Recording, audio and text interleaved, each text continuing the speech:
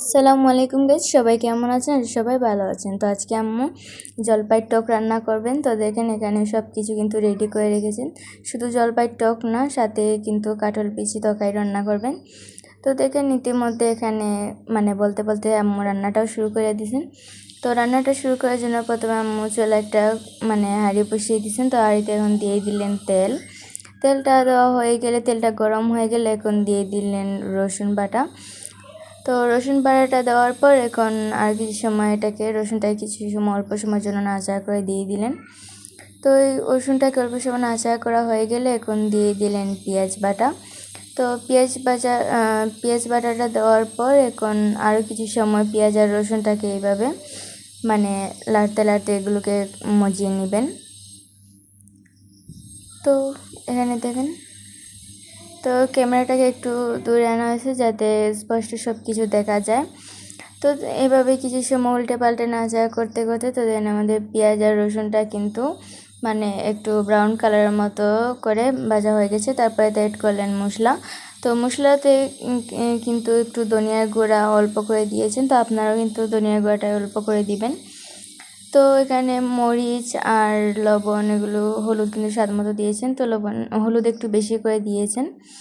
তারপর এই মশলাগুলো দিয়ে মশলাটাকে কষিয়ে তারপর যে জলপাইটা কেটে রেখেছিলেন ওই জলপাইটা দিয়ে দিলেন। আর জলপাইটা দেওয়ার পর তারপরে অ্যাড করলেন কাঁচামরিচ। তো কাঁচামরিচগুলো কিন্তু আগেই কেটে রেখে দিয়েছিলেন। তো এই কাঁচামরিচটা দেওয়ার পর এবার এই জলপাই আর কাঁচামরিচ সব কিছু একসাথে ভালো করে নাড়াচাড়া করে দিয়ে দিলেন। তো দেখেন সামনে থেকেই স্পষ্টভাবে কিছু সময় ভালো করে কিছু নাড়াচাড়া করে মিক্স করে তারপর ঢাকনা দিয়ে ঢেকে রেখে দিলেন। এই কিছু সময় পর ঢাকনাটা উঠিয়ে দেখুন এখন দিয়ে দিলেন পানি। তো পানিটা দেওয়া হয়ে গেলে এখন এগুলোকে আরও কিছু সময় নাড়াচাড়া করে দিয়ে দিলেন। তো নাড়াচাড়া করা হয়ে গেলে আবার ঢাকনা দিয়ে ঢেকে রেখে দিলেন, ঢাকনাটা উঠিয়ে নিলেন। তো ঢাকনাটা উঠানো হয়ে গেলে দেখেন এই টকটার অবস্থা, যাই হোক অবস্থার নাম কি আমি জানি না। তারপর এখানে দিয়ে দিলেন, অ্যাড করলেন মাছের মাথা। তো আমরা কিন্তু বাঙালির একটা অভ্যাস আছে, মাছ খায় মাছের মাথা ফেলবে কেন। তো মাছের মাথা দিয়ে টক বেশি খাই। তো মাছের মাথাটা দেওয়ার পর কিছু সময় নাড়াচাড়া করে ঢাকনা দিয়ে ঢেকে রেখে দিয়েছিলেন। তো ঢাকনাটা উঠিয়ে নিলেন। তারপর আর কিছু সময় উল্টে পাল্টে নাড়াচাড়া করে এবার আরও কিছু পানি দিয়ে দিলেন। তো পানিটা দেওয়ার পর এখন ঢাকনা দিয়ে ঢেকে রেখে দিলেন। আর কিছু সময় পর ঢাকনাটা উঠিয়ে নিলেন। উঠানোর পর এতে অ্যাড করলেন ধনিয়া পাতা। তো ধনিয়া পাতাটা দেওয়ার পর আর চারপাশটা অল্প একটু নাড়াচাড়া করলেন, বেশি নাড়াচাড়া করেননি।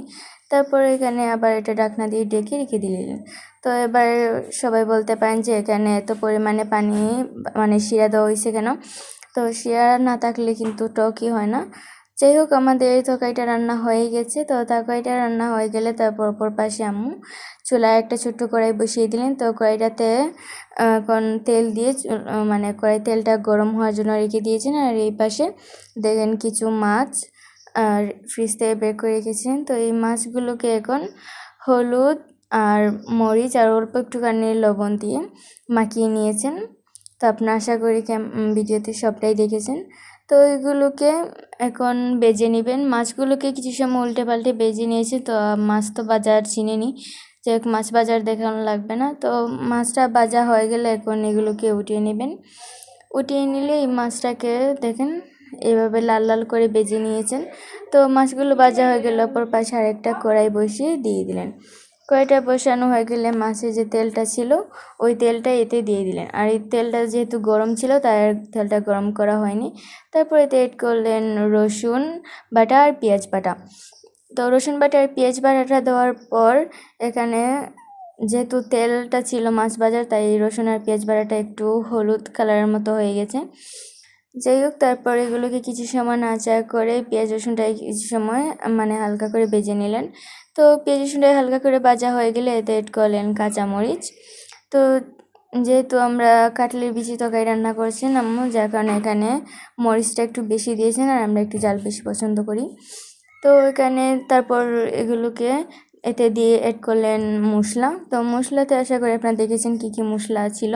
তো মশলাটা দেওয়ার পর মশলাটাকে কষিয়ে অল্প একটু পানি দিয়ে আবার ঢাকনা দিয়ে ঢেকে রেখে দিয়েছিলেন। তারপর ঢাকনাটা উঠিয়ে তো এবার এটাকে চারপাশ দিয়ে একটু নাড়াচাড়া করে মশলাটাতে পলো করছে। তারপর যে কাঁঠাল বিচিটা মানে আম্মু কেটে ধুয়ে রেখে দিয়েছিলেন, তো কাঁঠাল বিচিটা এখন এতে অ্যাড করলেন। তো কাঁঠাল বিচিটা দেওয়ার পর এখন চারপাশ দিয়ে মশলার সাথে কাঁঠাল বিচিটাকে ভালো করে নাড়া করে মিক্স করে নিচ্ছেন। তো এটা একটু হওয়ার জন্য তারপর এতে অ্যাড করলেন পানিটা অ্যাড করার পর এখন আরও কিছু সময় চারপাশ দিয়ে নাড়া করে দিয়ে দিলেন। তো এটাতে কিন্তু একটু ঝোল কম হবে, কেননা এটা শুটকি শিয়া রান্না করছি না। তো এটা পানিটা দেওয়ার পর নাড়াচাড়া করে কিছু সময় তারপর আবার ঢাকনা দিয়ে ঢেকে রেখে দিলেন। ঢাকনাটা উঠিয়ে দেখেন আমাদের এখানে পলো করছে। তো ঢাকনাটাও উঠিয়ে এখন আরও কিছু সময় নাড়াচাড়া করে দিয়ে দিলেন। নাড়াচাড়া করা হয়ে গেলে তারপর এখানে যে মাছটা ভেজে রেখেছিলেন ওই মাছটা দিয়ে দিলেন। তো মাছটা দেওয়া হয়ে গেলে চারপাশটা আবার কিছু সময় ভালো করে নাড়াচাড়া করে দিয়ে দিলেন। তো নাড়াচাড়া করা হয়ে গেলে আবার ঢাকনা দিয়ে ঢেকে রেখে দিয়ে দিলেন। ঢাকনাটা উঠিয়ে দেখুন এবার এতে অ্যাড করলেন ধনিয়া পাতা। তো ধনিয়া পাতাটা কিন্তু আমিও ভালো করে দেখিয়ে নিই, আশা করি আপনারা দেখবেন কি না জানি না। যাই হোক, তারপরে আবার ধনিয়া পাতাটা দেওয়ার পর চারপাশটা অল্প নাড়াচাড়া করে আবার ঢাকনা দিয়ে ঢেকে রেখে দিয়ে দিলেন। তো ঢাকনাটা উঠিয়ে নিলে আমাদের তরকারিটা রান্না হয়ে গেছে। তো আজকে আমাদের ভিডিওটি আপনাদের কাছে কেমন লেগেছে অবশ্যই কমেন্টে জানাতে ভুলবেন না। আর ভালো লাগলে ঝটপট একটি কমেন্ট করে সুন্দর করে রেখে যান। আল্লাহ হাফেজ।